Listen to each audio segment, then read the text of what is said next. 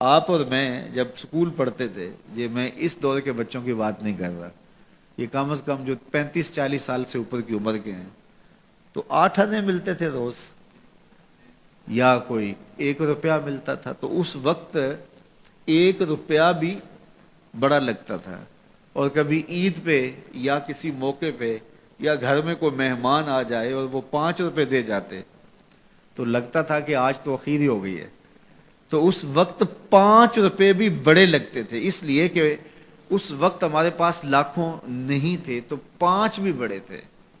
اور آج اگر آپ کو کوئی 5 دے تو آپ اس کی طرف ہنس کے دیکھیں گے، یہ مجھے کیا دے رہے ہو؟ تو جب آپ نے لاکھوں نہیں دیکھے تھے تو 5 بھی بڑے لگتے تھے، اب لاکھوں دیکھ چکے تو وہ 5 کتنے چھوٹے لگتے ہیں۔ تو آج 60 سال بڑے لگتے ہیں، لیکن جب قیامت کا ایک دن 50,000 سال کا دیکھیں گے تو یہ بہت چھوٹا سا دن لگے گا۔ تو حضرت شیخ ختلی بولے الدنیا یومن، دنیا ایک دن ہے، وَلَنَا فِيهَا صَوْمٌ، اور ہم اس کو روزہ رکھ کے گزار رہے ہیں۔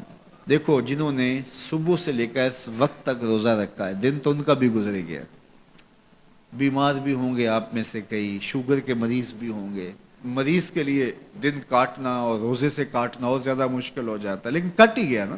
تو جب ہم روزہ افطار کر رہے ہوں گے، ٹھنڈا اور میٹھا مشروب حلق سے نیچے اتر کے رگوں کو تر کر رہا ہوگا، تو ایک عجیب طمانینت ہوگی۔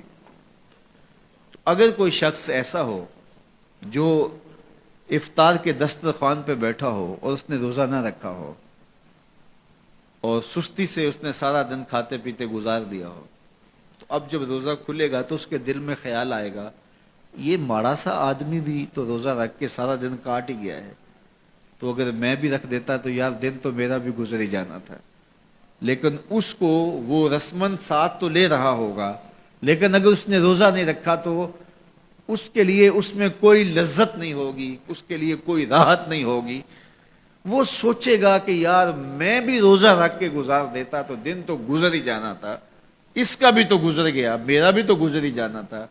تو جب قیامت کے دن بڑے بڑے بد اعمال کرنے والے، برے اعمال کرنے والے جب سزائیں پا رہے ہوں گے تو وہ دیکھیں گے کہ یار اس فقیر کی زندگی بھی تو گزر ہی گئی تھی، اس شخص کا بھی تو وقت گزر ہی گیا تھا۔ تو حضرت داتا گنج بخش علی اجویری کے شیخ کہتے ہیں دنیا یومن وَلَنَا فِيهَا صَوْمٌ، دنیا ایک دن کے برابر ہے اور میں روزہ رکھ کے گزار رہا ہوں، اپنی خواہشات کو روکتا ہوں، اپنی آرزوؤں کو روکتا ہوں، گویا ایک روزہ رکھ کے زندگی گزار رہا ہوں۔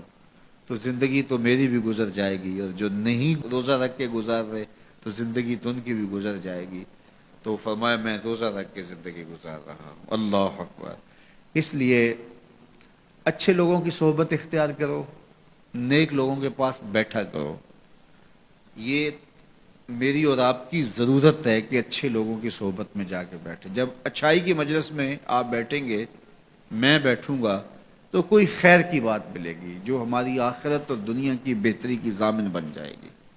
یا جتنی دیر بیٹھے رہیں گے مجلس میں، کم از کم اتنی دیر تو برائیوں سے، گناہوں سے بچے رہیں گے اور دل میں نور اترتا رہے گا۔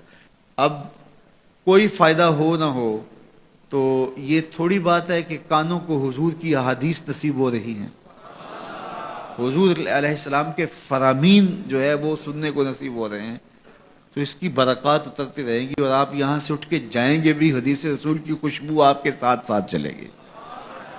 تو اسی طرح برے شخص کے پاس بیٹھنے سے یا تو برائی اثر انداز ہوگی، اور اگر نہیں ہے تو پھر نیکی اثر انداز ہوگی۔